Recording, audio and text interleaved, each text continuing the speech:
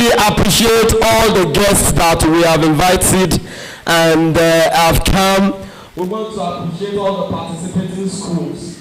I would invite the Luari of Ikale Kingdom and the general manager of Awawa 94.1 FM, Ayika, over to this platform to officially begin to anchor the program in Ikale that he knows so very well. I am going to be his co-anchor and hello. Ìbọ̀wọ̀ ṣé kó ti àgbo ti yí pé pàtẹ́wọ́ lànà ló bá jẹ́ bẹ́ẹ̀. A fẹ́ kọ́kọ́ bẹ̀rẹ̀ àti kọ orin ìjẹjẹ orílẹ̀-èdè Nàìjíríà. Lẹ́yìn yìí, awakọ̀ ti ìpínlẹ̀ Ondo. Mo dì mọ̀ pé náà ìpẹ́jọ ọjọ́ láàrin tí Ikale máa wáyé abẹ́ni wáyé. Lágbà Ọlọ́run bó bá ti ṣẹlẹ̀, a fẹ́ bẹ̀rẹ̀. What I'm saying is that we are starting the program by reciting the national anthem first, the followed with Odo's own. Later, Ikale will be coming out today. You can be rest assured that somebody out there started working on it some weeks ago. Bọ́bá jẹ́ bẹ́ẹ̀, àjẹ́jídéjì wa pátápátá bẹ́ẹ̀ àbọ̀dé bàmí kò ró ẹni bàmí jókòó, bàmí àjókòó. Torí gbogbo gíga àwọn ẹ̀bá àgbà yín apẹ̀bẹ̀ kábíyèsí wa jáde lórí ìjòkó ẹ jẹ́ kí a kọ orin ìjẹ́jọ́ orílẹ̀-èdè Nàìjíríà 1, 2, 3, 4, 5.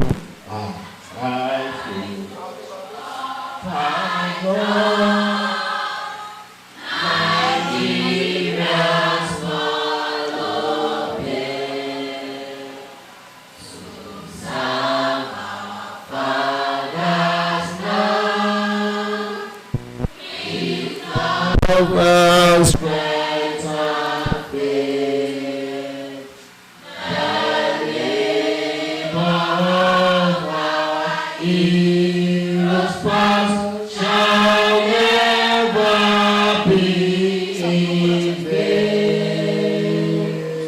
To serve with heart and mind, one nation bound.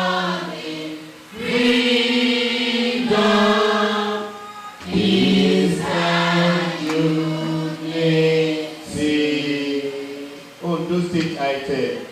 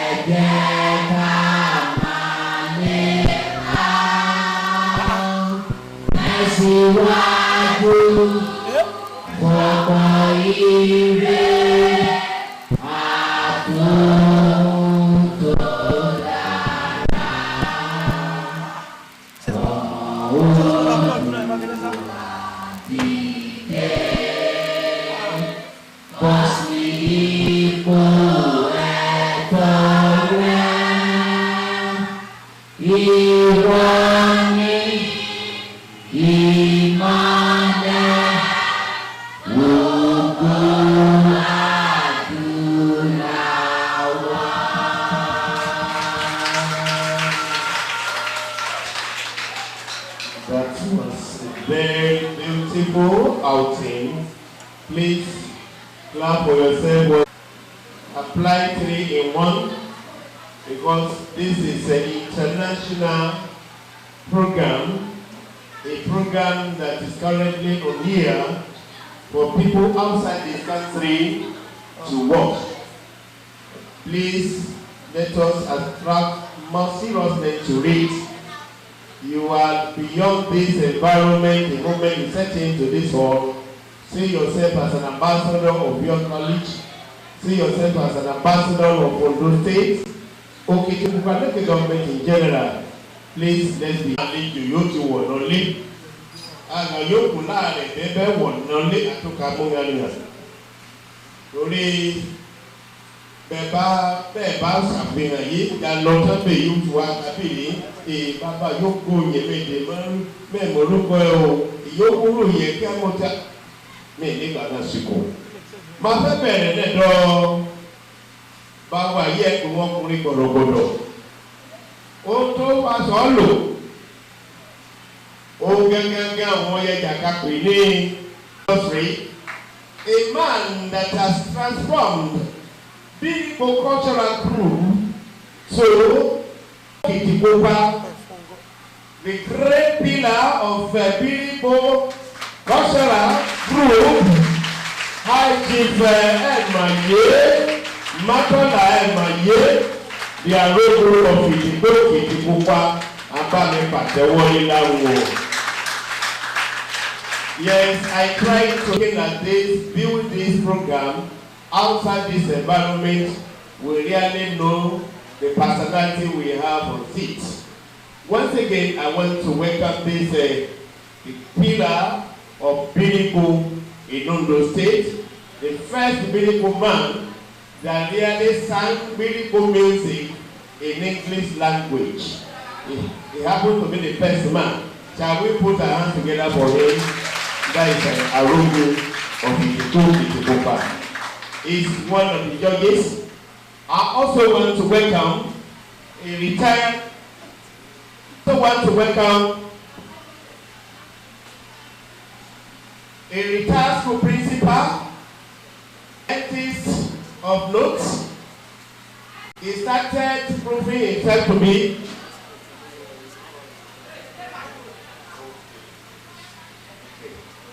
before coming to the man I'm about to introduce. Let me understand where you go. Shabulumana Kakambe. If you fẹ́ gba kòkínì, wọ́n ló fẹ́ gba kòkínì. Àwọn ká sọ̀rọ̀ o, ìkàtẹ́bá sí àbí ọ̀nà máa gbé jáde. Ẹ jẹ́ kí fásitì yìí pé bàbá wa ká náà dìde. Wọ́n máa bọ̀ lórí àga. Àga tó ti fẹ́ àga ìṣètò ìdájọ́. Ní ìkẹyìn, àwọn lákéde pé ẹ̀dẹ̀ báyìí, ipò kíní rèé. Ipò kejì rèé, ipò kẹta rèé, ipò kẹrin rèé, àwọn tó jẹ́ wípé wọ́n bọ̀ lẹ́yìn pátápátá wọ́n ṣàfihàn wọn. Ẹ wo, a máa jẹ́ gbígbà lásìkò lọ rẹpẹtẹ. Mo fẹ́ bá àsìkò yìí fún tọ̀wọ̀tọ̀wọ̀ títí ìtẹ́lẹ́bà fúnibà ní Ifátúnmíṣe àgbà oyè ọmọ bàmí ti mẹ́nà àdúgbò ti lé gbogbo ti morígbodó àràbà ti lé gbogbo ilẹ̀ kálẹ̀. Oyè náà tó yí bàbá kábíyèsí ìmújẹ lọ́wọ́lọ́wọ́ bèyí òun ti pé àgùntà sọ̀rọ̀ ló ti dẹnu Yorùbá àbálẹ̀gbà tẹ́wọ́ o. Yes, currently we have 2 of them. Àbálẹ̀gbà tẹ́wọ́ dáadáa. If you clap well, it will be a plus for you when you come on stage.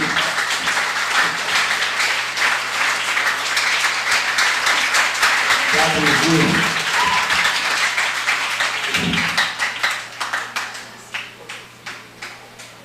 Yes, I was about introducing the retired school principal. Somebody that you might know better than me talking here. Because this great pillar has gone through many schools and colleges before coming to becoming a senior citizen in this state. I'd love to welcome the current Lijoka of Ikale Kingdom, a man from very big royal home Okwetuche from Oyedusi Royal Home in Odebili Kingdom, who is also a scientist. Yes, he started proving himself to become a scientist from primary one. I knew him more then. And at the end of the day, he ended up to be a great scientist. May I welcome the current Lijoka of Irili, Omambami, Tubosu, Lijoka, you are sincerely welcome.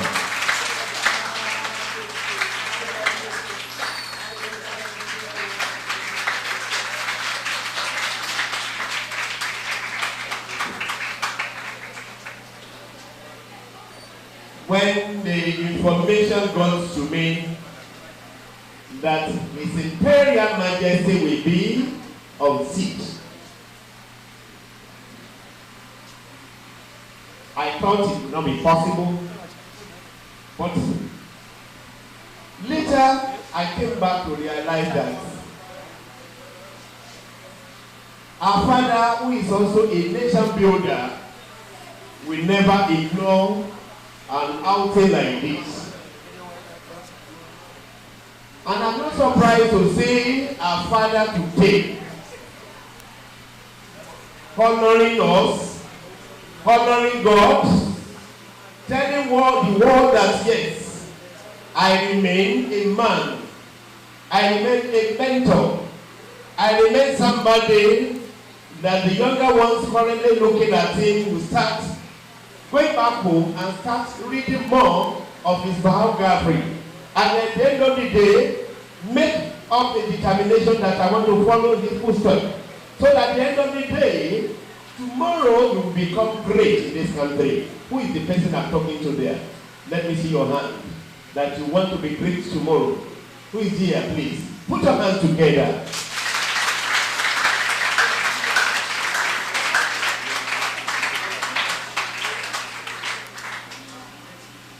At this moment, my dear students, I love to welcome teacher of teachers,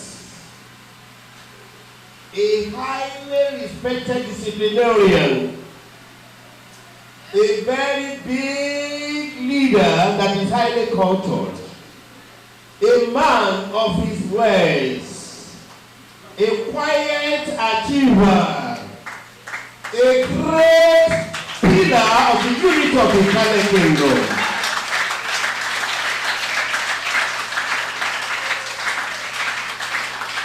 The father of the professor in this great country. The father of the first medical director in Nigeria. The husband of the retired co-principal.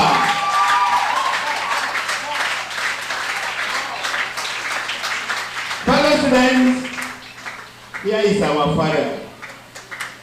Here is the man I am looking unto all the days of my life. Here is a man that I believe he has all what it takes.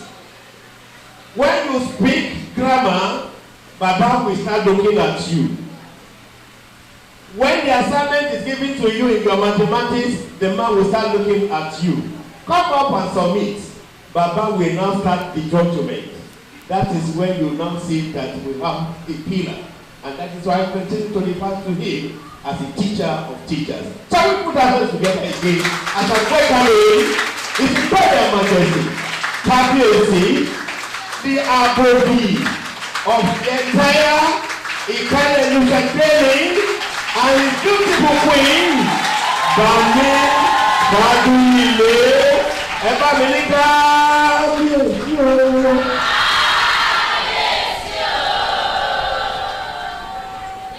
Yeah, Jajoko. Kabiyesi. Pray forward.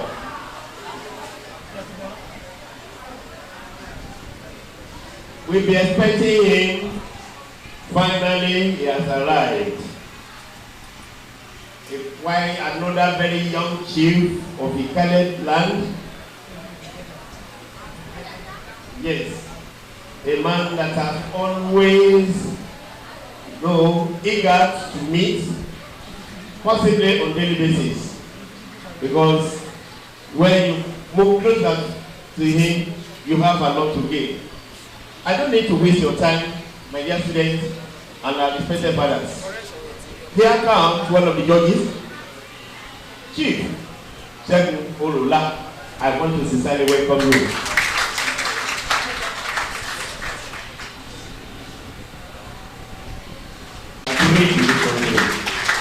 Lord, you, Niketeti.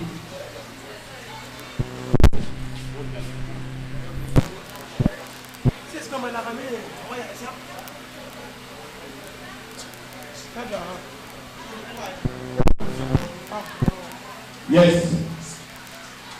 Baba Olula. Afẹ́ dìbò kan lẹ́nu ọjọ́ mẹ́ta yìí. Ṣùgbọ́n àwọn ìlàjẹ sọ pé wọ́n nígbà. Torí àwọn àmàkálẹ̀ ni wípé ẹwà yìí ó jọ tìkálẹ̀ yéye ju ti ìlàjẹ lọ. Òun jẹ́ kí ìfẹ́ pè é pé oorun láti lẹ̀ ìkálẹ̀ níbí. Ṣùgbọ́n òtítọ́ ọ̀bẹ ni wípé kí Ṣẹ́gun Olúlá ọmọ ìlàjẹ mà ní ògbòrìkòdó ògbòrìkòdó ògbòrìkòdó ògbòrìkòdó ayé máa fún gèrè ìlàjẹ o. Adóbo méjì máa bá bọ̀kàn jẹ́rìí yìí ìjẹ́ tilẹ̀. Mo gbọ́ ọmọ Ebuja Búra àkàtàgùn náà lórí gbogbo tako lágbára ọlọ́run wá pẹ́ wa. Your Imperial Majesties, the judges, ladies and gentlemen, we are now set for real business. Powerful pen pusher, a man of different parts, a man that I normally respect, quiet one, honestly speaking, but I sincerely respect him. When it comes to use of English, I doubt if you can beat him. And that is why any school where Steve Obiri come to teach, I normally congratulate us in school that you are a local, you have the best teacher. And the current name is here. Am I saying the truth? Yes, I want to congratulate the entire students of this college. You have the best teacher, and God will continue promoting you. May I at this moment invite the man who is behind this the polite celebration online to please join in on why we are here this morning by coming up with his opening remark. Senior colleague and General Manager Awawa 94.1 FM, the darling of all radio listeners. Chief Leader Kasa, Chief Comrade Kosunas, you will not just reign, you will reign in good health. I also want to sincerely appreciate the Olori Abodi of Ikaleland. One man sọ pé ẹyẹ kì í fi apá kan fò, and behind every successful man we have a very supportive woman. Our Olori has been quite supportive of the palace of Abodi of Ikaleland, and that is why we are extremely events today. Ẹ̀dá mi sábà wà láti wọ̀ àgbáyé àgbálẹ̀ fún wa lórúkọ Jésù. Ṣe àwa ti rí yan nínú ètò yìí, ẹ̀rín àkárí abálójoojúmọ́ ni. I want to round up this very brief remark by appreciating all the distinguished Ikales in the diaspora that brought into this concept and supported us not just with funds, logistics, prayers, counsel. I want to appreciate Chief Lai Akinpote. He's a very great sponsor of this program. Students, please can you turn your hand together to appreciate Chief Lai Akinpote. This program would not have been a success if not for the constant and regular call of Prince Engineer Pupu Fatuile Edo. Ajabale Pàtẹ́ Prince Abodi. Mo tún fẹ́ dúpẹ́ pàtàkì ní ọwọ́ bàmí, ẹ̀gbọ́n mi, brọ́dà mi, Dr. Joseph Money àjọba ti pàṣẹ Dr. Money o àrùn ló dúró tìwárí yẹn ní yí ẹ̀ẹ́dẹ́gbàdúrà wa lójoojúmọ́ nípa àṣeyọrí ètò yìí à ń tẹ̀tún rọ̀ wá lọ́wọ́ gan-an gidi. Mo tún fẹ́ dúpẹ́ lọ́wọ́ Dr. Gbadéhàn fún ìrànlọ́wọ́ pàtàkì tí wọ́n fún wa. Lẹ́ẹ̀kan sí mo fẹ́ dúpẹ́ ní ọwọ́ career bridge lóòrùn ló wà ìgbà tí a bẹ̀ fi tó wọn létí wọ́n ṣọwọ́ sí wa. Lẹ́ẹ̀kan sí gbogbo ilẹ̀ tí ẹ ń tẹ̀ tí ẹ ti ń ṣòwò tí ẹ ti ń ṣiṣẹ́ ní ìlú òyìnbó lọ́hùn ẹ máa kó èrò kò délé o àlàáfíà lẹ́dẹ̀ máa bá lé ní ìgbàkúgbà tẹ bá pàtà wá. Mo dúpẹ́ lọ́wọ́ yín o. On this basis, I want to hand over the public affairs system to the compare of this event Chief Olúwọlé Akínbọ̀ àfọ̀jìmáfọ̀ ìgbòjì ní ìdẹ̀gbọ́ Yorùbá púpọ̀ Yorùbá mi lè dámọ́ra dáadáa so àná yóò gbọ́ Yorùbá yóò lè kọ́ wa yóò dẹ̀mọ̀ nípa àṣà àti ìṣe. Mo fẹ́ dá public address padà wọn báyìí dáwọ́ ká bá ìbéèrè lọ ní èdè Yorùbá lẹ̀ yìí ọlọ́run àbúsì dájọ́ ayé.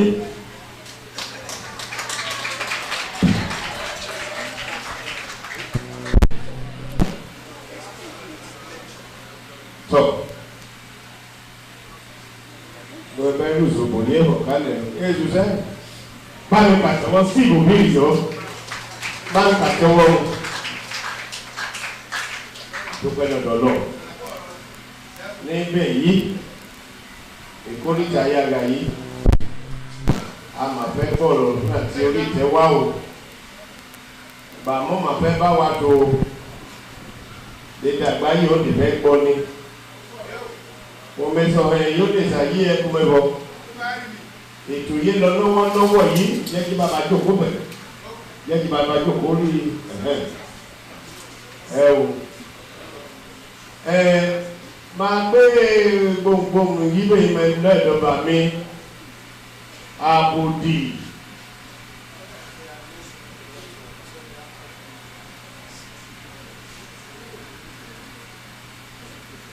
tọ́ bí ètò kẹ̀mẹ́ẹ̀tì ní lọ́ọ̀dọ́gba bá straight bẹ́yìn ìdí ni wípé àyà kọ́kọ́ pè màmá comfort ọmọgẹ̀ wálé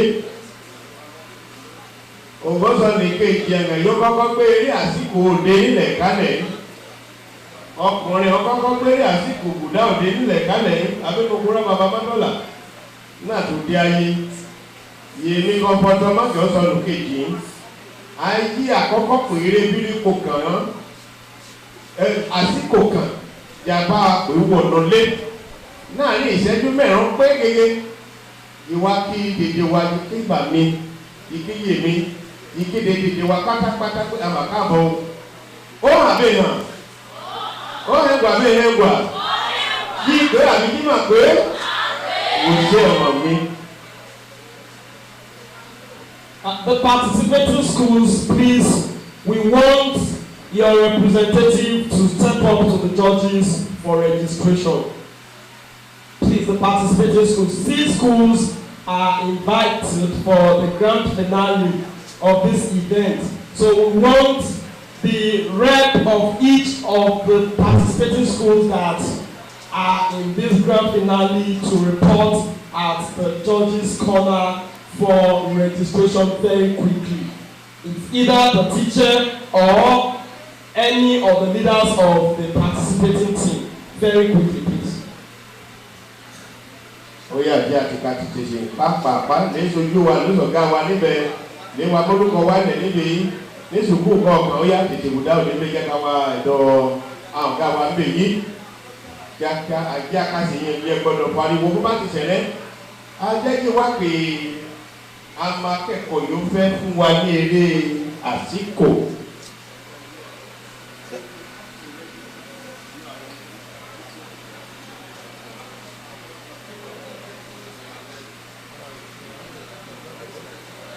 Please let me throw it open if that is the method.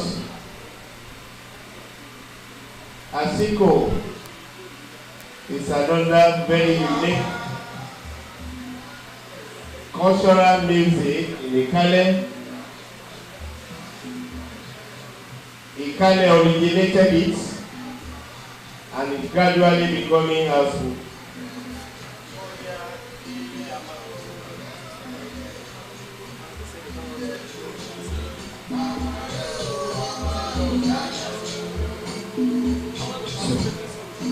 Please, participating schools, where is your representatives? May I start mentioning names from the invited schools? The moment the name of your school is mentioned, let your representative come forward.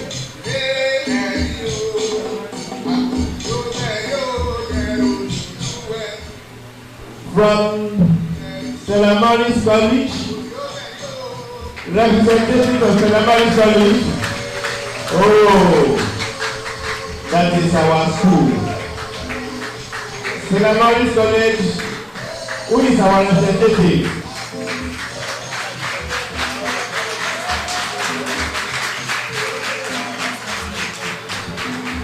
SMT! I believe I'm speaking your language now. Eh? Yes. SMT? Are you saying upright?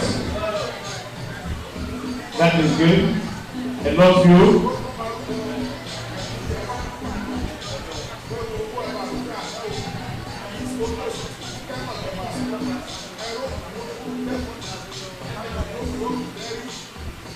Methodist High School, the number 1 college.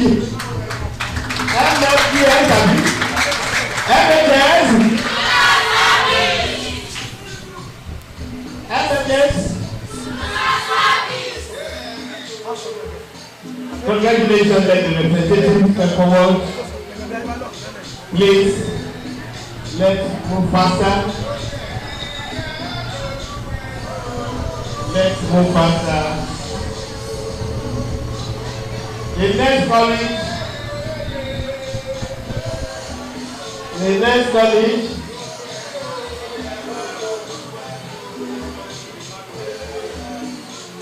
MLES Manuwa Memorial Grammar School.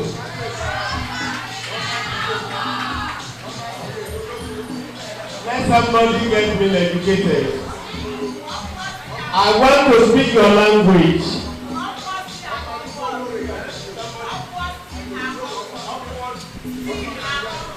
Upwardly. I better go back to.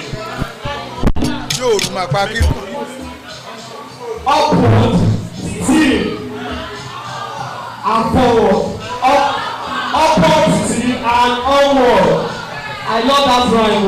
Upward, still, and onward. Thank you very much. Honestly speaking, MMGS is also noted for the best. Hello.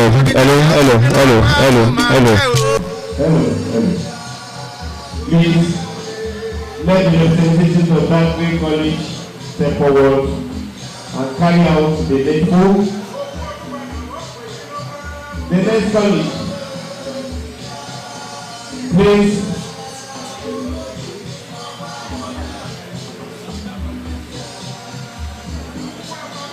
Now we are going to the source of Ikale nation, and the one that ought to be the number 1 college in Ikaleland. Ikale Grammar School.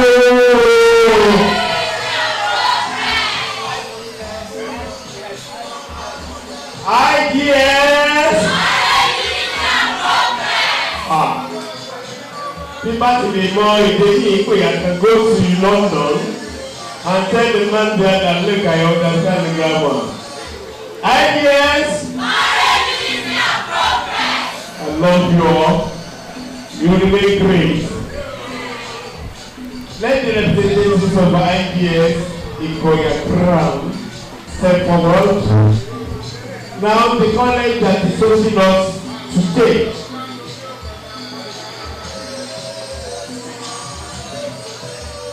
Ikale Comprehensive High School.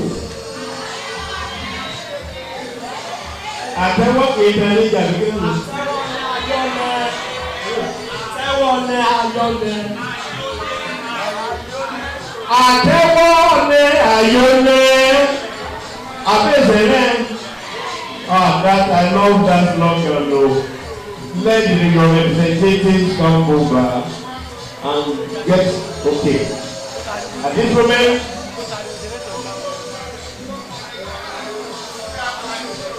I want to believe that the state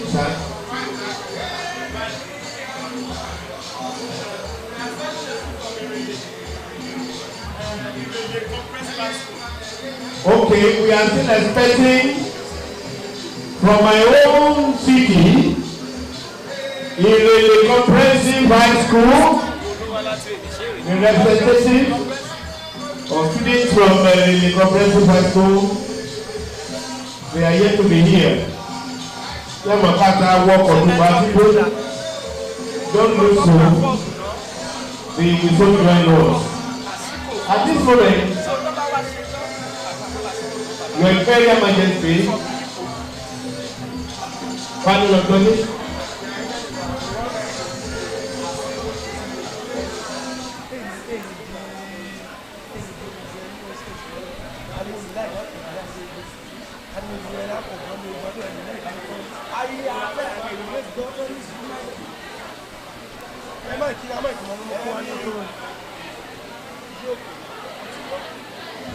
ní báyìí ibi ká lọ rèé o ẹ̀gbọ́n bí ìpín ìdíje àti lọ rèé o fẹ́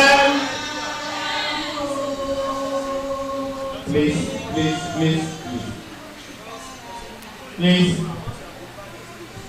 before inviting His Imperial Majesty to address us, we better step into the business of the day. The real reason why we are here is the ultimate, and we don't need to take too long time at all.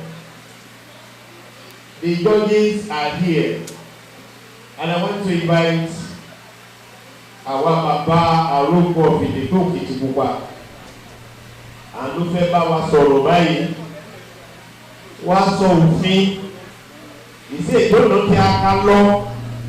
Mo ti jáde sùkúù ní nǹkan bíi 35 years ago. Agbẹ̀dẹ̀ wa pàtẹ́wọ́ wọn àmọ́ yóò gbé ètò yìí kalẹ̀ mo fẹ́ jà pàtẹ́wọ́ wọn.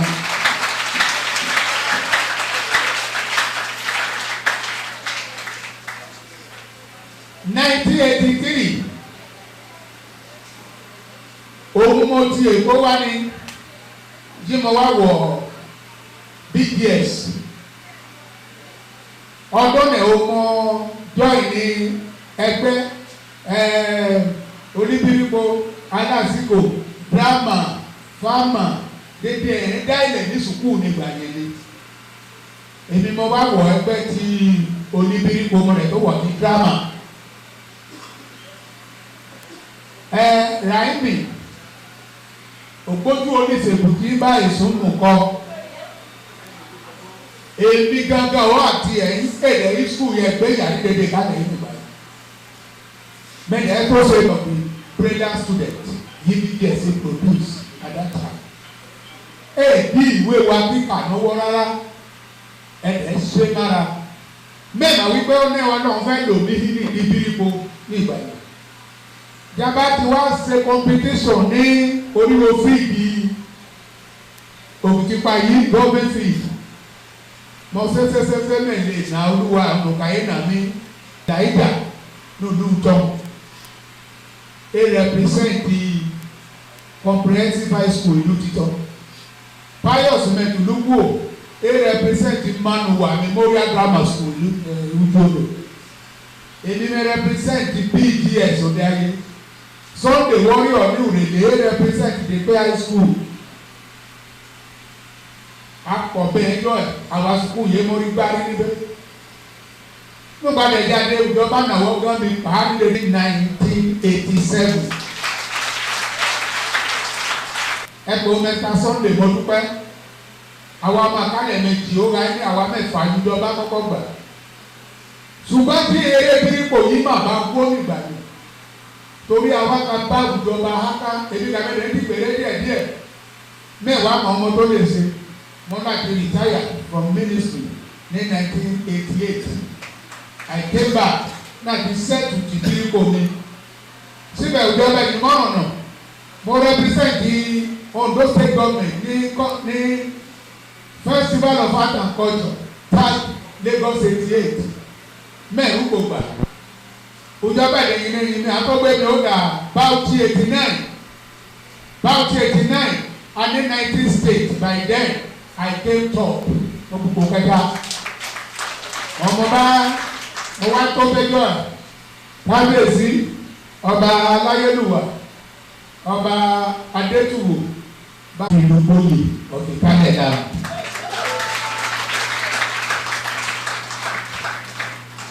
Mẹ́ẹ̀ẹ́dẹ́gbẹ̀rẹ́ máa mo dúpẹ́ lọ́wọ́ Ọlọ́run ní bí máa pa ìtàn yìí jù. Mẹ́ẹ̀ẹ́dọ́ ní òṣìṣẹ́ mú ẹ̀fẹ́ tó pọ̀ ní ìdòbírí kọ́lù. Mo lè fẹ́ ìyàwó lágbá Jésù mo lè fi ní gírájúwèétì mẹ́rin náà mọ́. Mo lè kọ́ lè yí mẹ́jọ tó mẹ́ẹ̀ẹ́ ní mọ́tò wá ti pẹ́rẹ́ jẹ kà. Ee gbogbo mẹ́fẹ́ tí mẹ́rin yí mẹ́tì kàdà. Tò mo wá dúpẹ́ lọ́wọ́ Ọlọ́run wípé òyì Ọlọ́run fi dí lọ ọmọ lọ́run.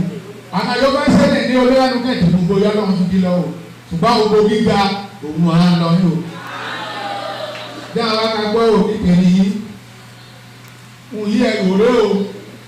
Torí mo ti ṣe rí. Ó lè lè yí ẹbí tí ó wọ̀ stéèjì o. Wọ́n ẹgbẹ́ orí ìtàgé ńlẹ̀ yìí. Lóògbé ẹgbẹ́ bá fẹ́ wọ̀ níwá. Àgbò ìjó ẹ̀fẹ́ náà. Àgbò sí ní àti kọrin yìí. Adi ayi tó yín torí ọdún mọ́ ẹ̀ atọ́bẹ̀ yìí lákàtí ọdún dẹ̀jẹ̀ wọ́wé lọ́mẹ̀ òyà dóbẹ̀ wà dóbẹ̀ bẹ́ẹ̀ tí gbọ́ ẹgbẹ́ ẹwẹ́ fún èyí rẹ̀. Aṣọ wíwọ̀ ẹ̀rọ aṣọ orin tó bá ṣe bí ní pípò torí ìbárajọ olùyẹ múṣe méjèèjì ọ̀tọ̀ọ̀tọ̀ ni àṣẹ tó wá lọ rí orí ijó ó ní ìṣẹ́tíjó bíríko ó ní ìṣẹ́tíjà síkò máàkì mẹ́kwá ni ìyẹn nígbà bá tó kúrò ya kú orí stéèjì gbogbo táìmù ẹ bá pé yóò wá kú orí stéèjì ọ̀nùmú ẹ̀ táìmù ẹ ti pé àtàkùn pẹ̀lú fọ̀wọ́n pé táìmù ẹ pé irọ́. Gbogbo àwọn àtẹ̀fẹ́ kan ọkàn náà tó para rè òkè ọyọ́ pẹ̀lú ṣètàmì yẹn tí lọ àtọ́kayọ́ ní ẹ̀yìn náà fi kú òní orí ìtàgé máàkì mẹ́rán àkókò abáti fi 10 minutes àpè bídí ẹ̀sọ́bí ayé common stage 10 minutes. Gbogbo àwọn àìsàn àjọpọ̀ ọmọ yẹn ń gbàgbé jọ̀lọ̀ sí ìbùnú. Wọ́n á wòrò mí ní ire jọ̀lọ̀ púpà pípẹ́. Bá ti pè yìí ṣé bẹ́ẹ̀ tí lọ́nù máa kí ẹ òwe lọ́nù yìí o. Báyìí ṣe ó kò fẹ́jú mẹ́rin ló bẹ̀. Ó mà tó dàbọ̀ rẹ o. Ọlọ́run àdúrà mi nígbà o. Ẹ ṣe o. Àmàjà àmàbínú. Adúpẹ́ ní wọn náà lédè wà ló wá nìyí yìí sùkúù yìí à ń pè yí èyí abíjáde nínú. Sọ̀rọ̀ tó bá gbọ́ fọdùn bá kúkò kí ní fọdùn bá kúkò kéjì máa mà ti sàn án sèrú o wọn ló lè mú ẹ pàṣẹ àti kàkà ẹ báyìí o yá àbẹ̀ máa wí o ó máa tó lédè wọn o dájú òfin ọmọ fóònù wà tọ́ wọn o.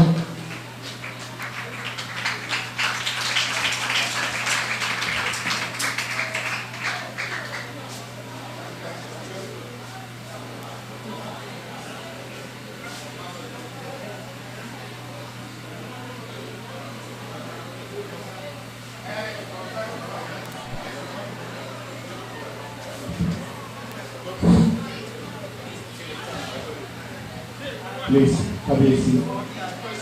I'm sorry for the short break. Jẹ́ mọ̀ fún òṣìṣẹ́ rédíò ní mí.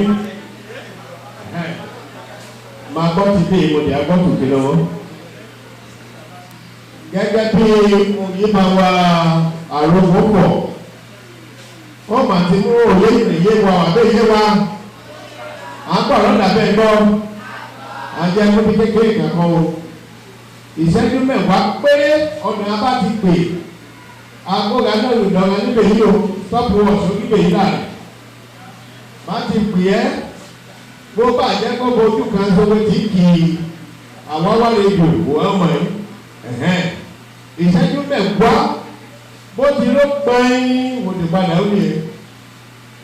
Orílẹ̀, please let us be time conscious. At this moment, we are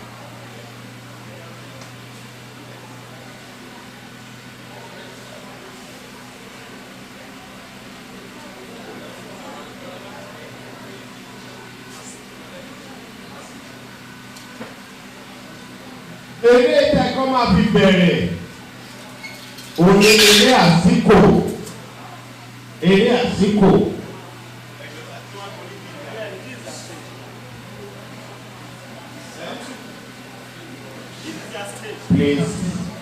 Please.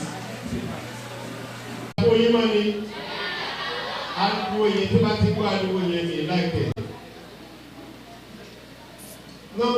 The second college, please go and prepare. And it's going to be part of your mark. Methodist High School, be ready. That is number 2. Methodist High School. Prepared. Get all your costumes ready. Get all what it takes ready. By 12:40, Ikaleland College. Please, 1, 2, 3, go.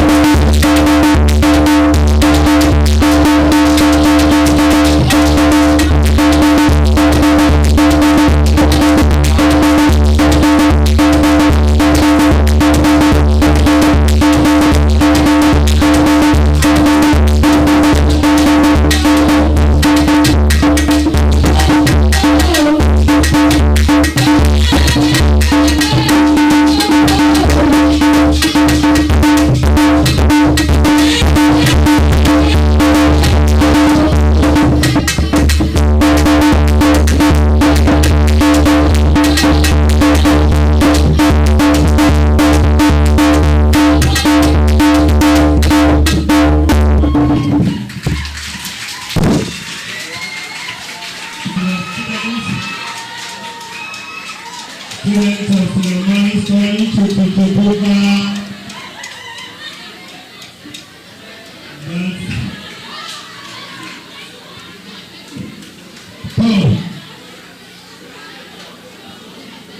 Ẹ jẹ́ kí àwọn students ẹ̀ kó padà wọlé o, students from the ceremonies college. Ó yẹ padà wọlé, ẹ padà wọlé. Ẹ̀yin tẹ́ ẹ kó yẹ padà wọlé. Please let the coordinators, the teachers of ceremonies college direct them back to their seats. Let them return to their seats immediately. Please, I love you. You behave well. It's part of it. Please, you can move faster. Now, 10 minutes. Beautiful 10 minutes for students of Methodist High School. Okitipupa. Please, action now, please.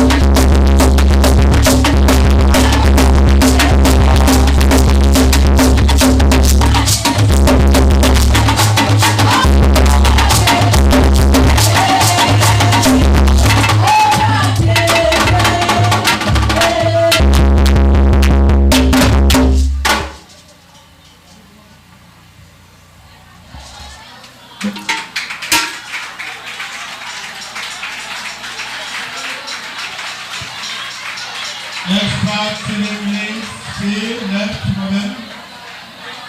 They still have additional 2 minutes. I can still assure you that Methodist High School still have 1 minute 55 seconds. I am serious assuring you that Methodist High School is still having almost 1 minute. Time up now. The next college.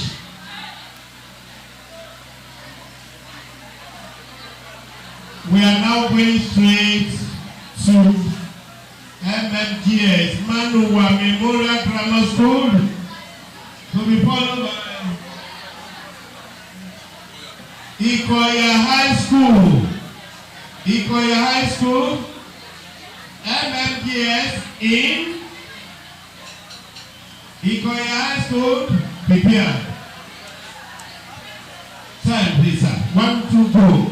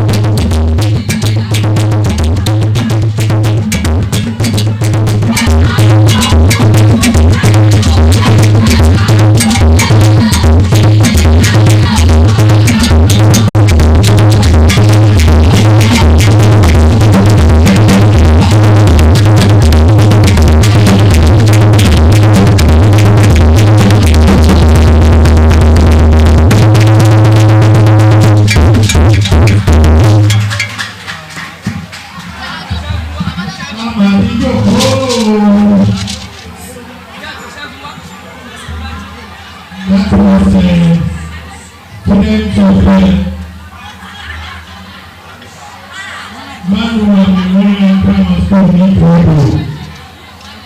is time now to call students of Ikale Grammar School. Ikale Grammar School. The time is now. 1, 2, 3, action.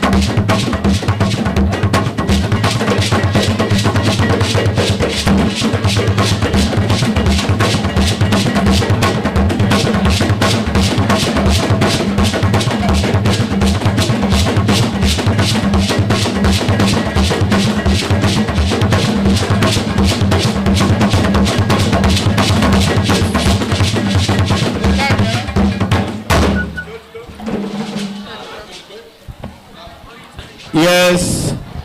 Last but not the least, we are now back home. Last but not the least, ẹ̀yin tẹ́ wà ń ta yẹn mo fẹ́ kẹ́ wọlé o. Ofe Edepe Comprehensive High School. Ofe Edepe Comprehensive High School. This is your time now. Let's please action. Àbí ọmọ kálẹ̀ o, àbí ọmọ SCHS o, kọjú àmúdà, àwa wá, àwa wá, àwa rẹ̀ olóye, àwa mà wá ọmọ òfesco, àwa rẹ̀ òye.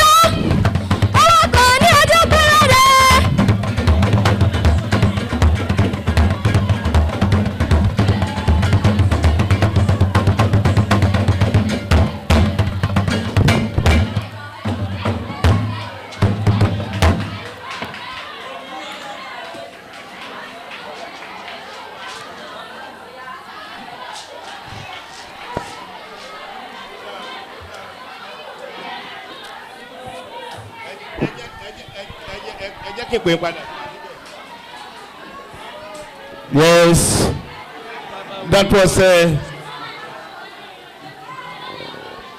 shall we be quiet? I love you all because you are a great ambassadors of your schools. I'm happy with you this afternoon. You have behaved well. I love you. And I want to congratulate all the participants. Please put your hands together for all the participants. Àtàwátá ajíjó bírípò, àtàwátá ajíjó àsìkò. Kí ni ijó gbófò báyìí ijó sáyọ̀nì? Ẹ̀yin ló wà mọ̀. At this moment, let all students be in. If you are here for this program, I want you to come in now. I can see some of the Methodist High School students out there. Please come in. I love you all. You can see discipline is seriously in place. Come, put your hands together for yourself, please. I love you. Ikole tata waye. Mo bóyá bọ́ọ̀lù ọ̀nà tó. A fẹ́ gbọ́ òyìnbá wa fẹ́ bá wa tò. Òyìnbá wa bá fẹ́ bá wa fọ̀. Mo òyìnbá wa bá a ṣàlàyé ẹ̀ a fẹ́ gbọ́. Ọba ìyé mú ọba àbòmú ẹ̀jẹ̀ ọmọ fẹ́ sọ̀rọ̀ yìí o. Original first class ọba ní ìpínlẹ̀ Ondo máa fẹ́ sọ̀rọ̀ yìí o. A former chairman, council of Oba in Ondo State is about to address us. Automatically, you should know that you are about hearing words from the throne of authority. And while Kabiyesi is addressing us, I want you to maintain this decorum.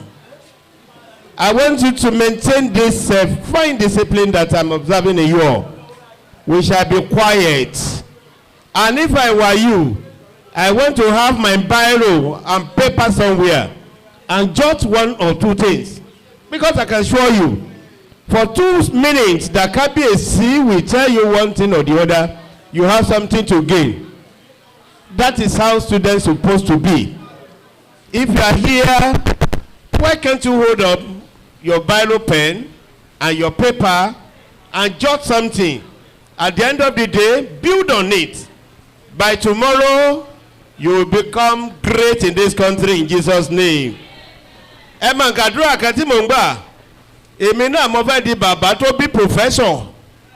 Pàtẹ́wọ́ fún mi. Professor sì tún wá yàtọ̀ sí professor o. There are uncommon professors. For you to become a professor in medicine, you know what it means.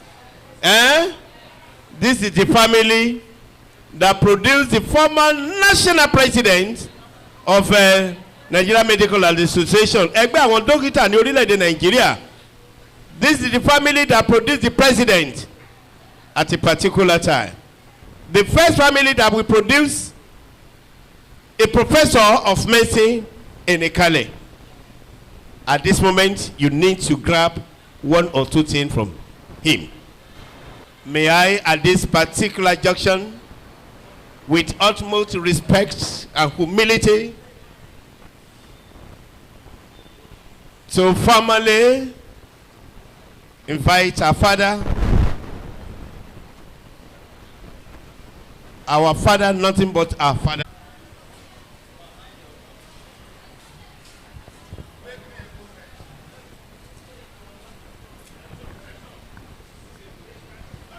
Bonu koko, ubabonu pan, ubaboke gwere, mamu gwere fo, torí pé àyìn mẹ́ bá fọ̀, àmà secondary ni, ẹ̀sán yoga ní university, ọlọ́run gbẹ̀ngàn tó bẹ̀ o.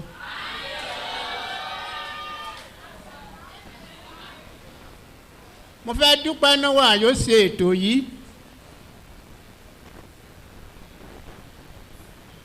mo fẹ́ bẹ̀rẹ̀ ká fọ́ díẹ̀díẹ̀ máa ka ṣàlàyé náà rí ẹ̀.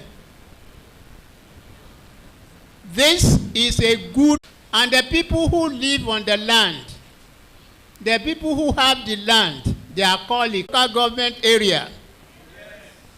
They occupy a large part of Odigbo local government area. They occupy a large part of Ogun Waterside local government area.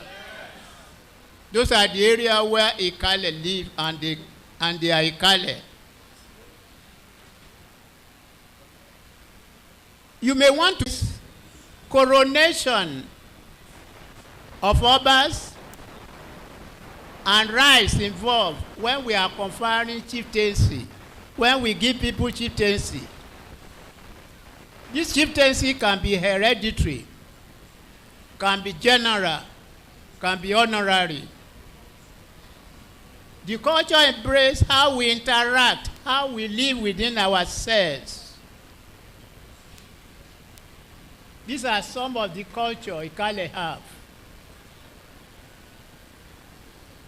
This is taken from one of our books, Our Culture on the Coast, by Gabriel Babatunde Akingbemi. He wrote the book, second edition, in 2010.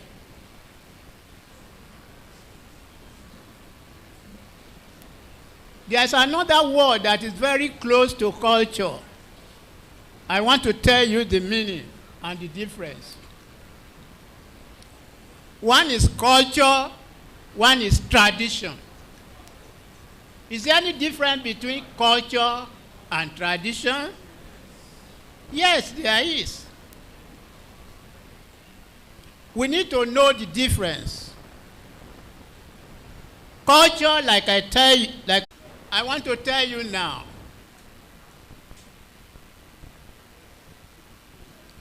The Ikale people, they communicate, they talk to people, they talk to themselves. In their own Ikale dialect, it's not the same as Urobo, you know? It's not the same as Igbo.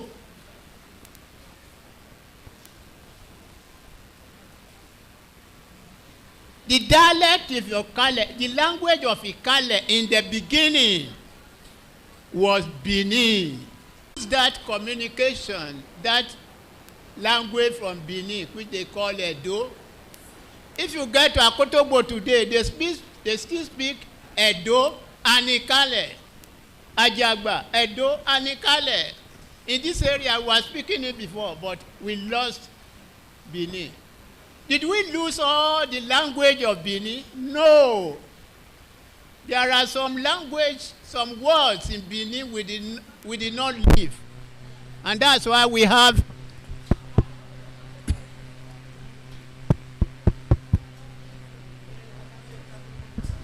Hello. Hurry up, please. Hurry up. Are you following me? That's how we have in Ikale. We have some strange alphabets. We have nga, ngo, ngu, go. We have gwa, gwe, gwe, gwi, not wow, gwa, as communication skill that we use to one another. Of our culture. I want to consider another one. One of our culture. Let us consider hierarchical order of sharing things. How do we share things in Ikale custom? In Ikale committed by whether you are intelligent, whether you are brave, whether you are poor, whether you are rich. If you are a senior, you remain a senior. That is the Ikale culture. Before we express our feelings, our happiness, our sadness through music. What are the music that are related to Ikale people? I will give you some of them. One of them is Biriko. book where you will get the history of Birikpo, how it started and where it started. Another music is ulale. That's when we have festivals, especially the masquerade. Umale Gwere, Umale Lida, we have ulale. And another one is asiko, which you are practicing here. I congratulate you that we have been transmitting it. We have been showing you how you do it. You are not the first who did it. Your great, great, great people have done it and they have gone. That is our tradition. We transmit it. I don't have the time to explain how Birikpo is done. I will only give you a brief and ask the exponent of Birikpo to take note of some of this. When you are doing Birikpo,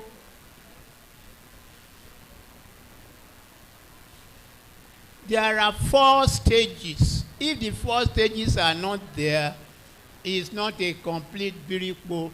4 stages. Music.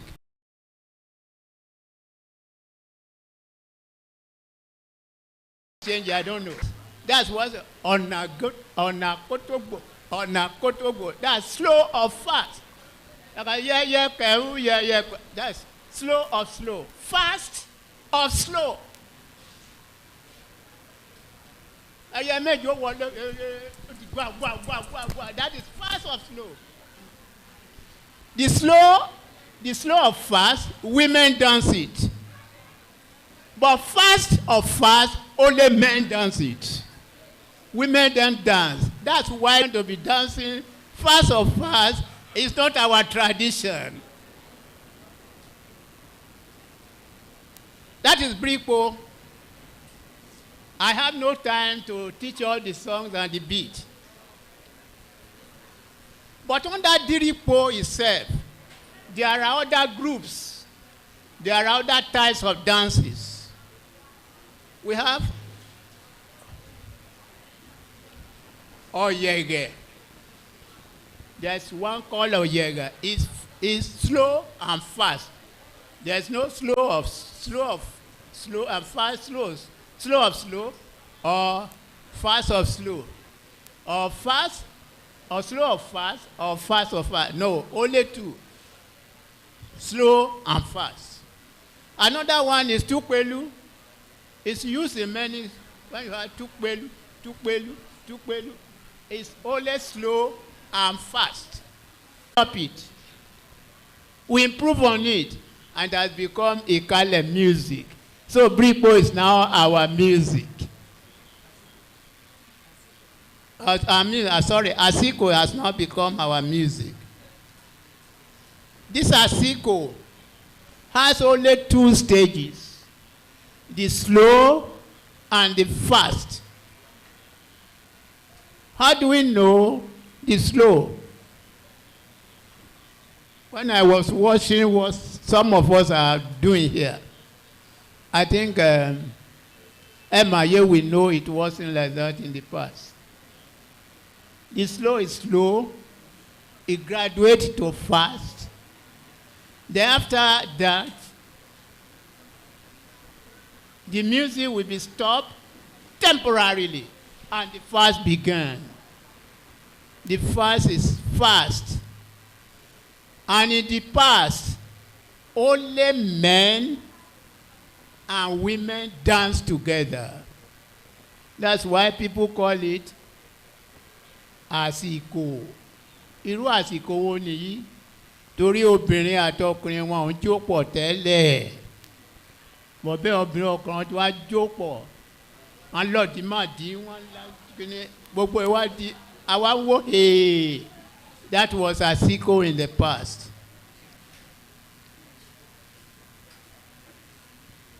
I can't say more than that today because my time is going.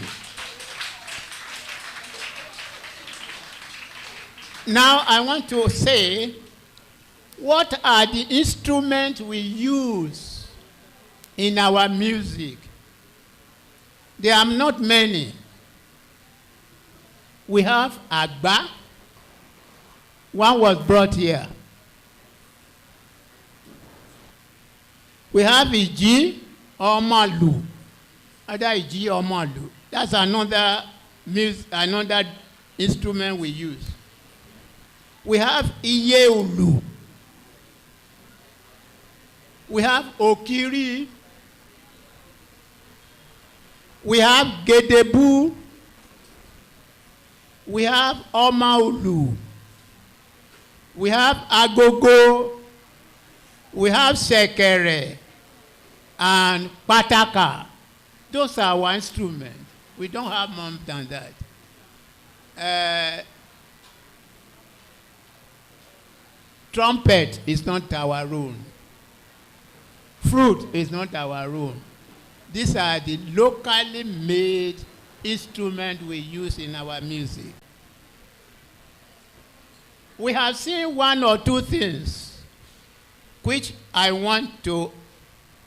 Ikale language is spoken everywhere where Ikale is. And they resemble the same we speak in Ikoya.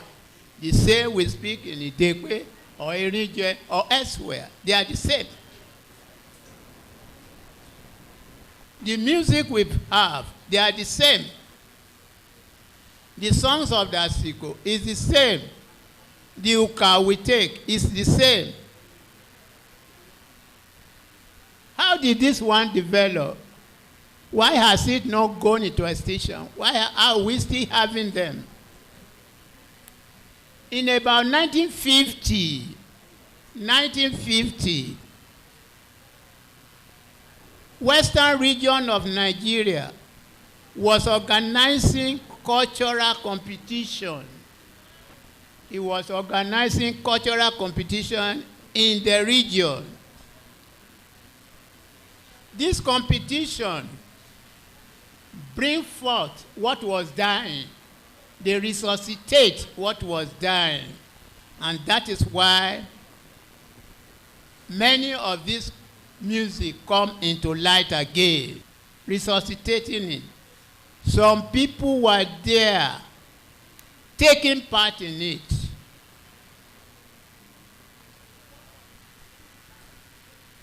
And after, for some time, the Western region did not organize it again. I don't know why. But those who were there, who learned how to compete, they developed into great musicians. One of them is Zebulon Omaramowo.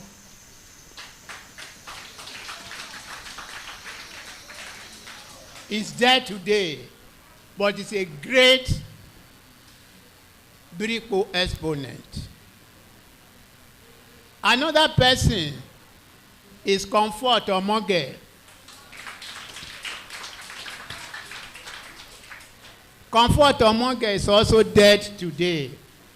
But what is left is what we are practicing now. It developed as Siko. In 1983 to 1990, the principals, I'm challenging all the principals, the principal of secondary school in Ikale formed themselves into an association we call, into a committee we call APC. We call the committee APC.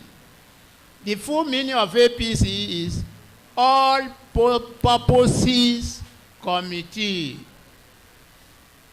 This committee, the chairman then was Mr. G.B. Faduyide.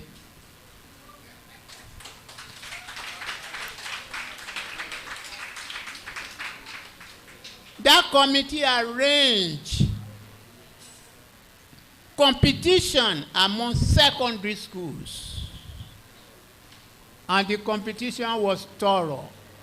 It was really competed for with all full preparation. like Omotola said, in the government field. Among those who excel, those who come first in our competition, is one Omotola Emaye. Omotola Emaye has now developed to a famous Biripo exponent at the moment. We congratulate you. I know with the example of Omotola Emaye, many secondary schools then have emerged Biripo exponent. Go to Erinje, go to Raleigh, go to everywhere. Many of the students then, they are Biripo exponents. I want to congratulate the APC of those days. I hope the principal of this day will take caution from it. The Ikale has been seen as one because all we have are the same. If you are a good student, I believe that you are already loaded. But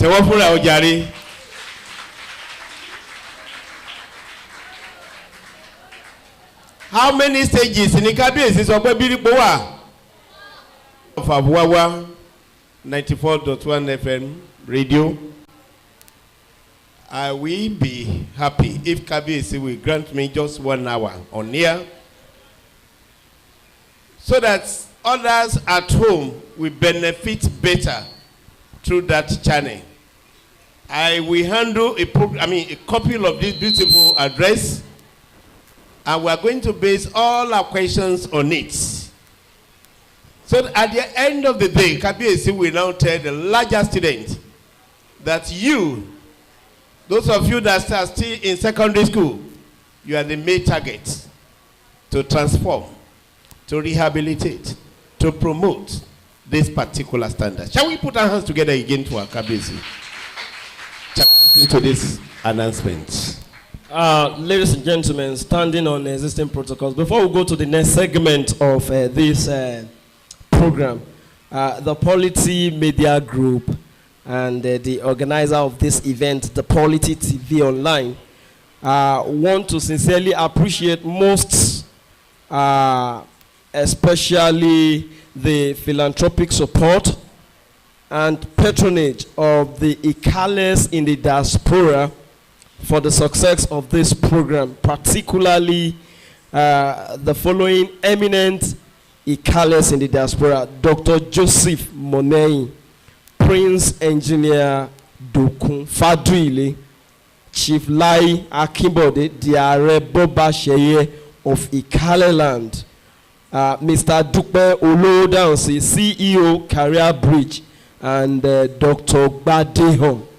The last but not the least, we want to appreciate the patronage of the Abudi of Ikaleland and Olori Abudi of Ikaleland for their support, their counsel, their advice, and of course, their presence, their real presence here today. We are most sincerely very grateful, Sahama.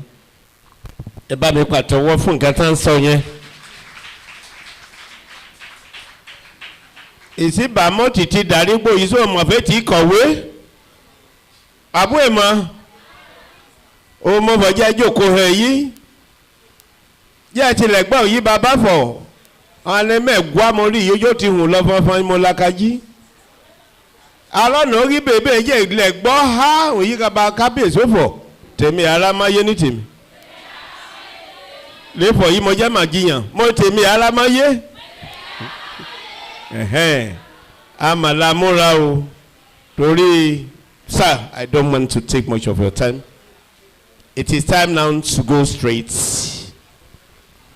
to the final end of this outing. The main why we are here, the result is now out.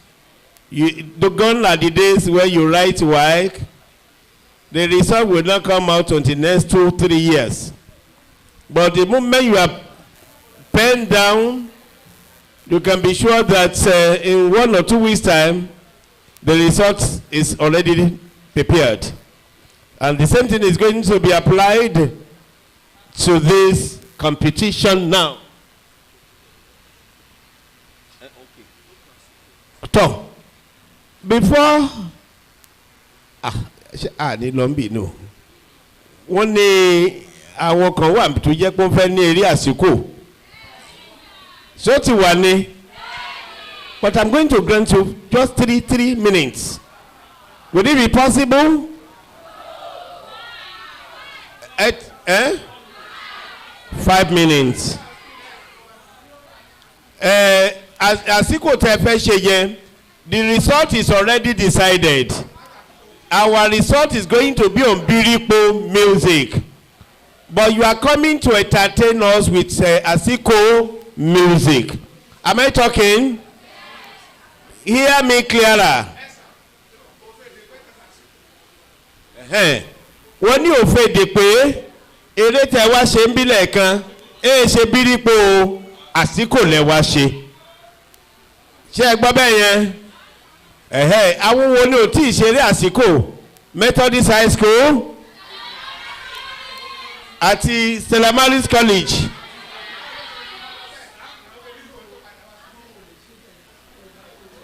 No, please.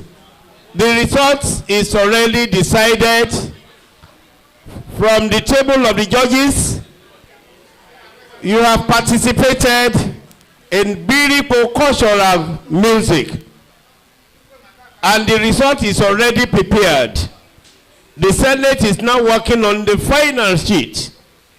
But if you still have Asiko to entertain us, I want to take permission from the throne.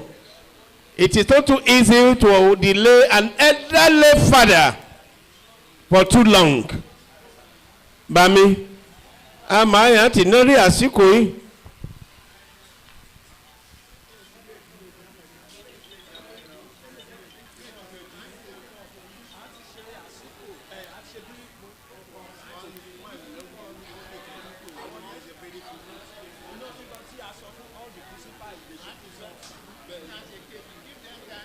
It's okay.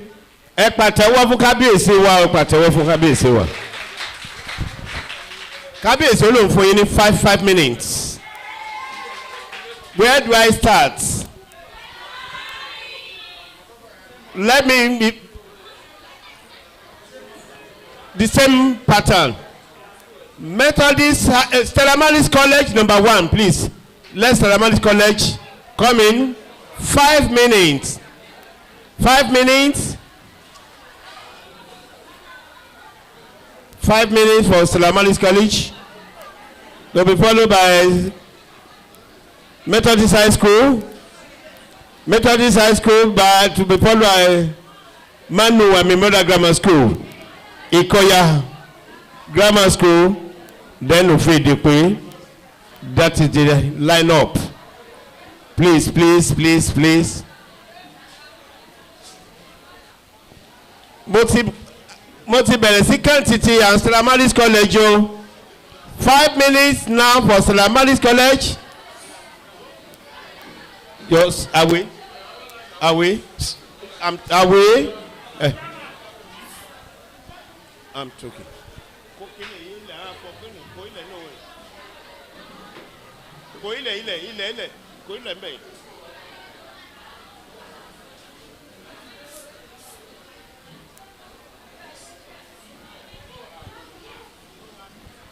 You won't get better picture when short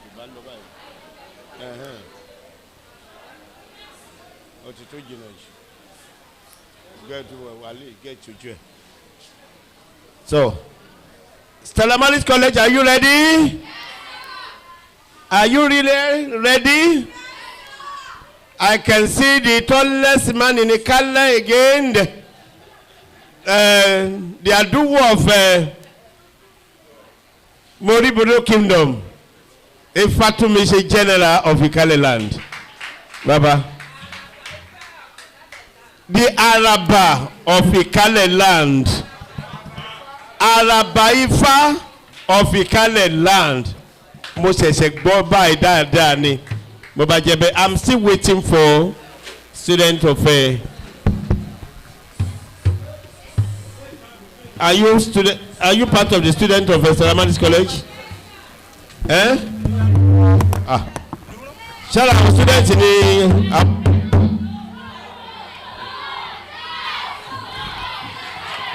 Eh? No, please. Be quiet. Be quiet. Olórí o. Àwọn judges ló máa consider àwọn o. I am just saying it as a journalist. My observation is just ordinary. The judges are there to. Hello. The judges are here to do the needful. Please, Salamadis College, your time is now. Action.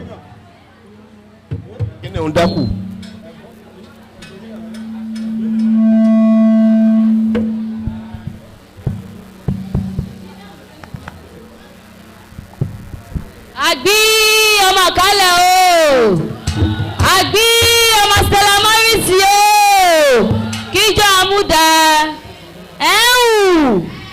kíjọ àmúdá.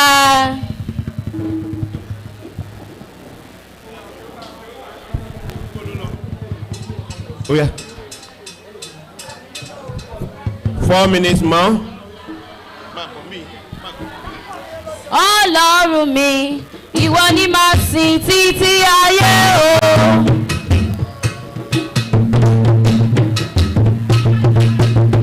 Ìwọ ni màá sìn títí ayé o.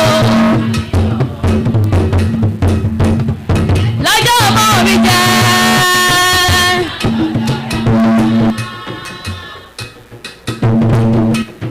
Lọ́jọ́ ọmọ mi mú Olúwa. Ọlọ́run mi.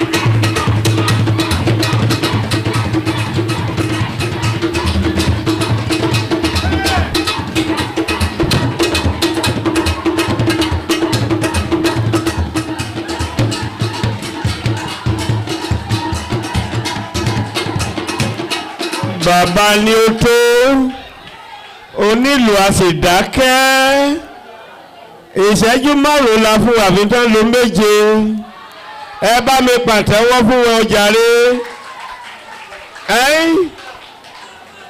abẹ́ rí nǹkan ẹ bá mi pàtẹ́wọ́. These are the students of Stella Maris College, a citadel of learning. I love you. Now, shall we be quiet? Tẹ́ ẹ bá dárú, tẹ́ ẹ bá dákẹ́ ariwo mi ní pè yín o máa sì ní máa. Please, next school now will be.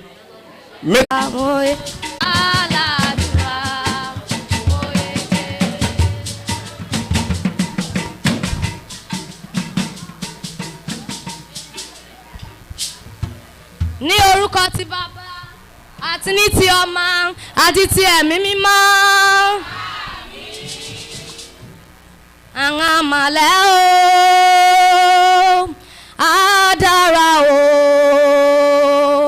àwọn àmàlẹ́ o àwọn àmàlóore.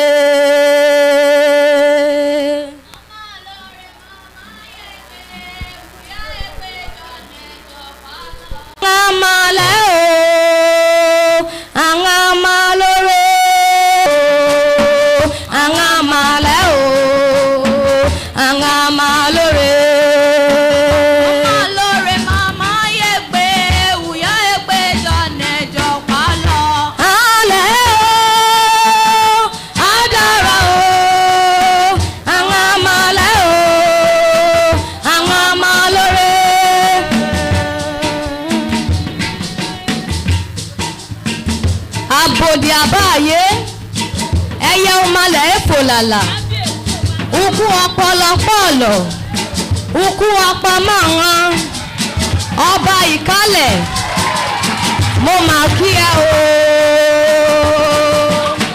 Ọmọ lóore màmá yẹ pé ìyá yẹ pé jọ̀nà ẹ̀jọ̀ pa lọ. Alẹ́ o adára o àwọn àmàlẹ́ o.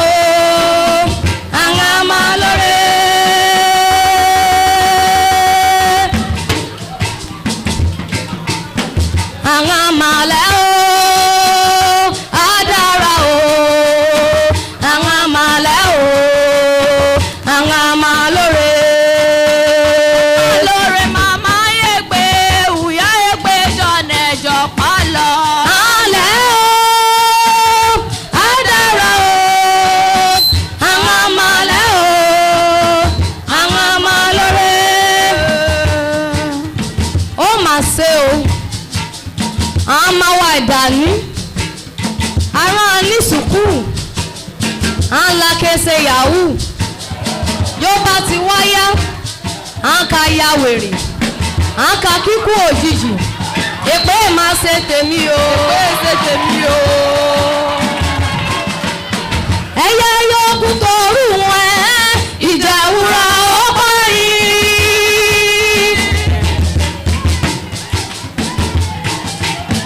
Ẹyẹ yóò kú torú wọn ìjà ìwúra ó parí.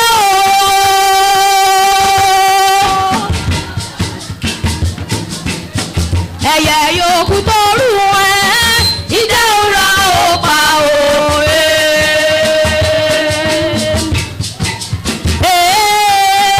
Ẹyẹ yóò kú torú wọn ìjà ìwúra ó parí. Ẹyẹ yóò kú torú wọn ìjà ìwúra ó pa o. Ẹyẹ yóò kú torú wọn ìjà ìwúra ó pa o. Ìjà ìwúra ó pa o. Sáǹbà wo pé sán. Kálù kálù kálù kálù kálù kálù kágbá kágbá kágbá kágbá kágbá kágbá kálù kálù. Ọmọ o ọmọ yóò bá tóbi yẹ àwọn ọmọ o. Kábíyèsí bàmí wo káàbọ̀. Àwọn ọmọ o ọmọ yóò bá tóbi yẹ àwọn ọmọ o.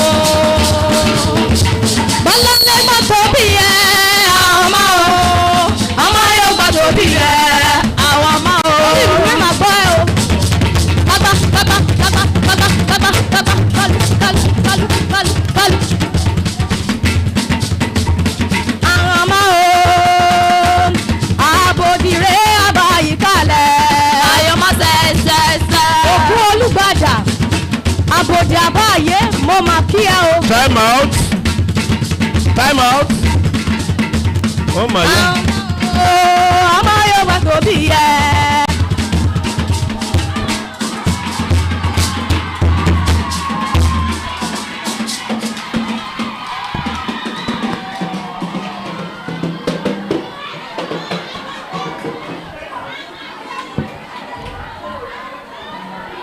Olóríire o.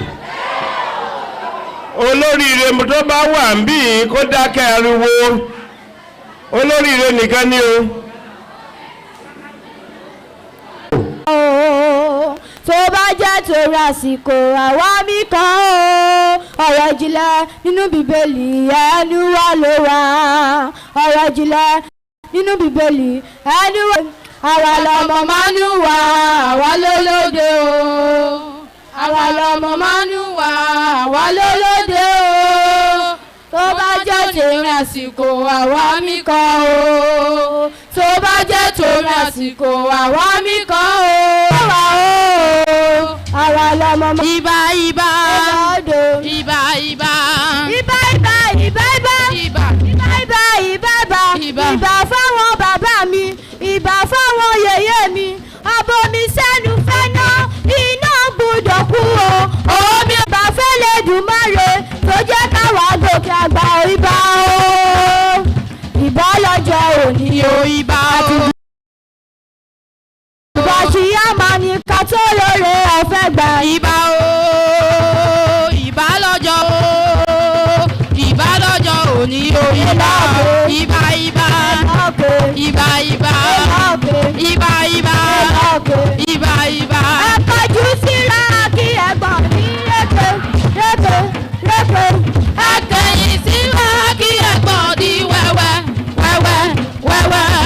Kò lè rẹ̀ wá nínú lórí alẹ́. Kò lè rẹ̀ wá nínú lórí alẹ́. Ẹ kọjú síra kí ẹ pàtẹ́wọ́. Ẹ kọjú síra kí ẹ pàtẹ́wọ́. Ó lè pa mí láyọ̀. Irọ́ irọ́ náà wọ́n lè pa mí láyọ̀ bí tèmi ò kọ̀rọ̀ àyọ̀ mi. Ẹ o àlè ní àbíkà. Ó ṣe màmá lójó. Ta ló ràn mí wá? Ta ló ràn mí wá? Àṣẹ lójú ti mi ẹ o. Ee ṣàkórége rege ṣàkórége rege. Àtàkèrè jì má jà. Àtàkèrè jì má jà. Àtàkèrè jì má jà. Àtàkèrè jì má jà. Ó wò bí mo kéré o. Ìbọn jùkọ́ ìbá ti pìbọn náà ìbọn àjọ orí kẹ́yìn inú ilé bàmí káàbọ̀. Ikú máma pìbọn. Ikú máma pìbọn. Jùkọ́ ìbá ti pìbọn náà ìbọn àjọ orí kẹ́yìn. Ìbà Ọlọ́run ìbà o. Ìbà Ọlọ́run ìbà o. Oyèrè ìbà o. Mojú bàrà o ìbà o. Ẹ̀fí júbà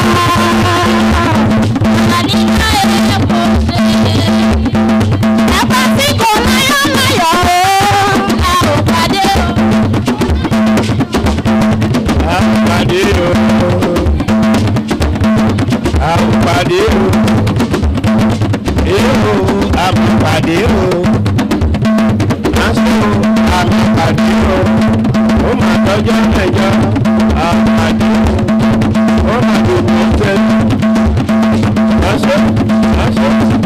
Àwa mi wà o yèwé. Jó nílẹ̀ má bẹ̀rù. Àwa mi wà o yèwé. Àwa mi wà o yèrè. Jó nílẹ̀ má bẹ̀rù. Àwa mi wà o yèwé. Jó nílẹ̀ má fòyà.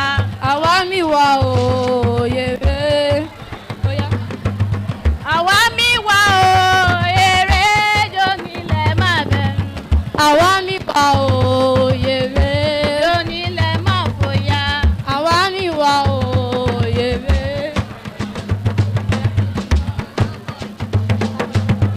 Àwa mi wà o yèrè. Jó nílẹ̀ má bẹ̀rù.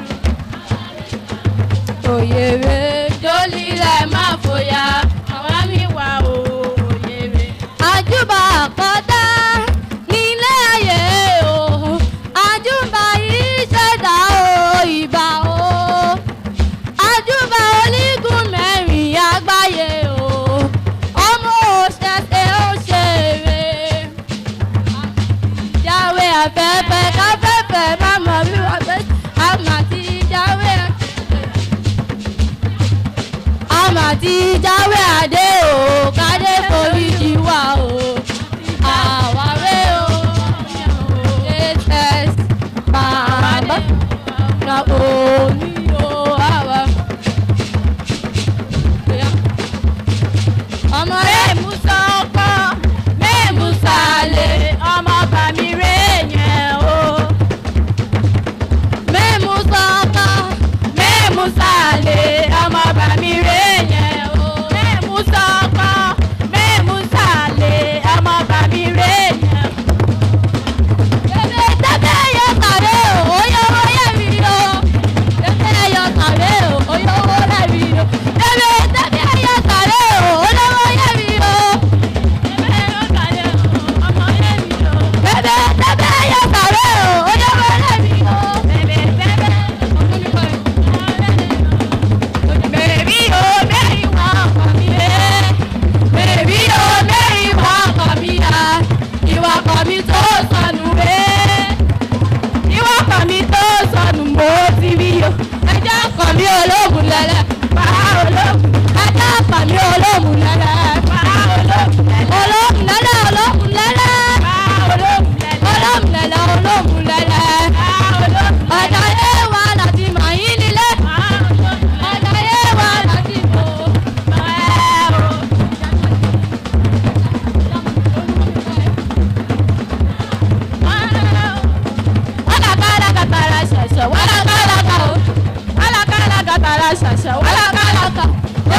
Omi làárọ̀, omi làárọ̀, òrèké, omi ṣàkàtúwọ̀n, òrèké, omi jìbì tiwọn, omi làárọ̀.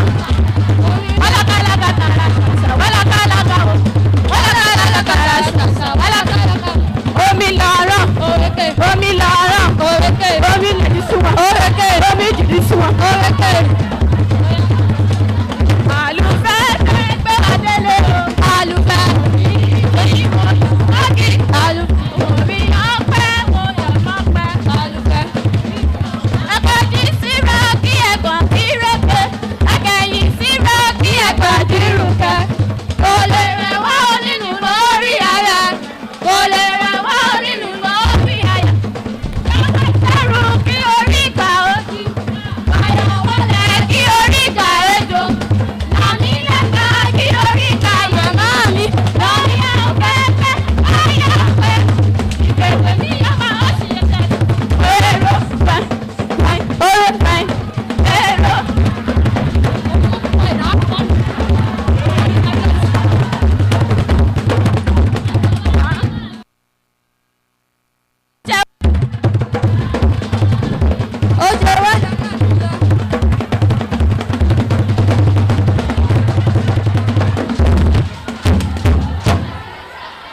Ẹ ṣé o, ẹ ṣé o. Ẹ jọ ibi tó kù báyìí a fẹ́ gbọ́ result. And I want all students to come in now. I want all the students to come in. Check into your hall here, please. If you are here for this program, come in now. Ẹ bá mi pè àwọn bí mo ti ń wò lọ́ọ̀kan yẹn.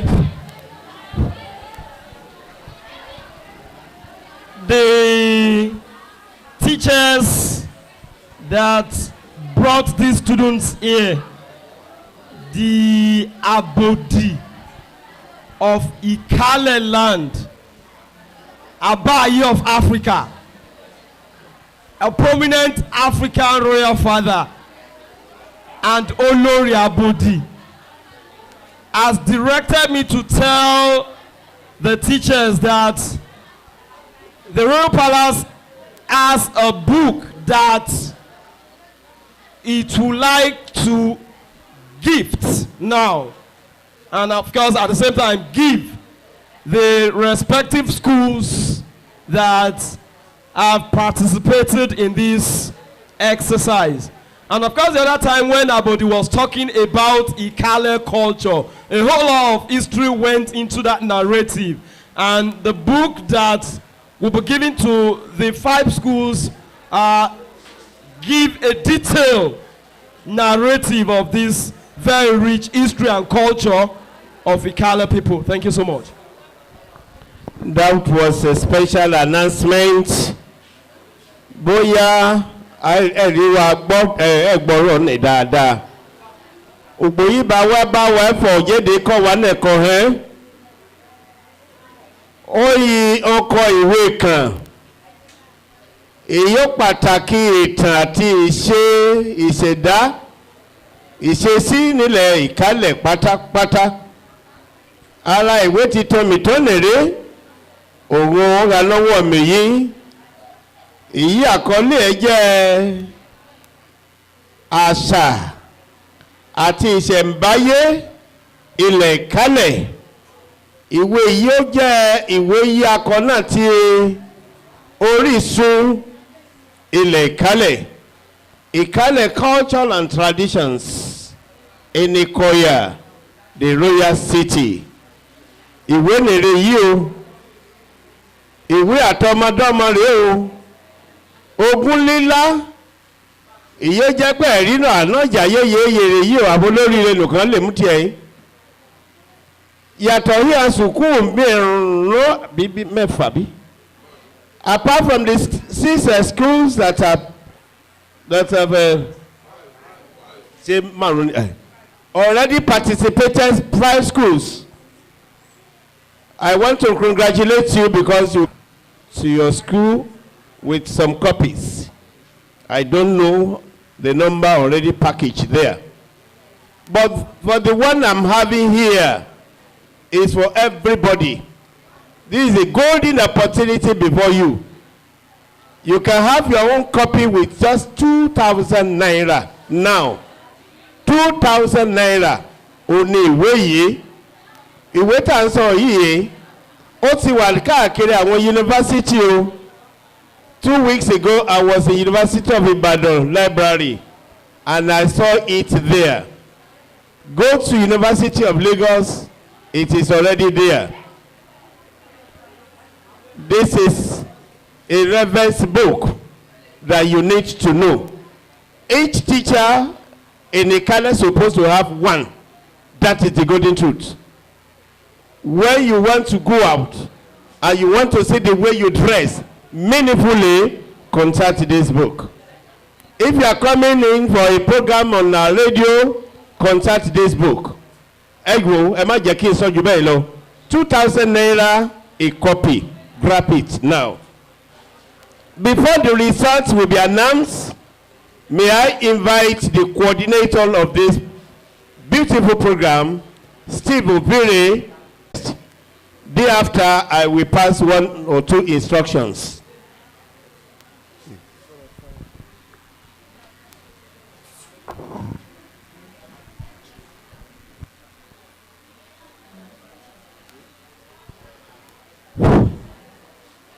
Before the vote of thanks, I want to once again appreciate our patrons in the diaspora, in America, United Kingdom, in Canada, all that have supported the program. And I can reliably tell you that the success of today's program is a function of God's say-so, and at the same time, as a result of the support that we have received from philanthropists, the likes of Dr. Joseph Monei, a big brother, a friend of the polity, an advisor par excellence, and of course, Yoruba people call Son of the Soil par excellence too. Prince Engineer Dokun Faduile is our #1 fan, the polity, anytime. In the middle of the night when we have issues, we reach out to him. He prays for us, he advises us, and he supports us. When I mean support, I mean support. I also want to appreciate Chief Lai Akimbode, the Are Bobashe of Ikaleland. I have no doubt that he's watching us all the way from the United States of America. And of course, I want to thank Mr. Dupe Olowo Downsi. Mr. Dupe Olowo Downsi is the Chief Executive Officer of Career Bridge. And I can reliably inform you that Career Bridge has been impacting positively in the life of the youth of Ikaleland. I've got evidence. I have the video. I also want to thank Dr. Badeo. Dr. Badeo has supported us reliably, and as regards a vote of thanks, the words are not coming because I am short of words, so to speak. Kabiyesi himself said that he would be here. He didn't just come. He came with his better half. They did not just come. Kabiyesi was a guest speaker, and I can tell you that a major highlight of today's event is that rich address, which of course I'm a resident here, so to speak. I have benefited from, and of course I love culture so much. I want to believe that you too have learned much more from the connoisseur of Ikale culture. Kabiyesi, we are much more grateful for your presence, and of course that has collated everything, and the result will now be announced. Once again, let me invite High Chief Tola Emaye, the authentic Arogun. Before then, sir, I'm happy, please. Is the authentic Arogun of Idepo Kitipopa. You are aware that I'm from Awawa Radio. Let me use this very golden opportunity to announce some beautiful programs that the station is coming to offer you students. We are working around the clock for every one of us in the Ikale, Ilaja, Apa, and Arugo areas to celebrate this year, 2021 Christmas and New Year, colorfully. And that is why we are rolling out a lot of programs. From next week, by the grace of God, Christmas Carol. Yes, Christmas Carol on radio. We are inviting almost all schools, both primary and secondary schools, to come over to our studio for recording, and at the same time, we are going to assure you all what it entails. Not only that, we are bringing down the first class Father Christmas that is coming with very big packages, gift that is meaningful. That is going to be what we are offering you. And not only that, you can be rest assured that marketers, all those who are into commercials, from next week, you will start hearing them on radio, because we have opened our shopping fair, or Jaudu. It's already in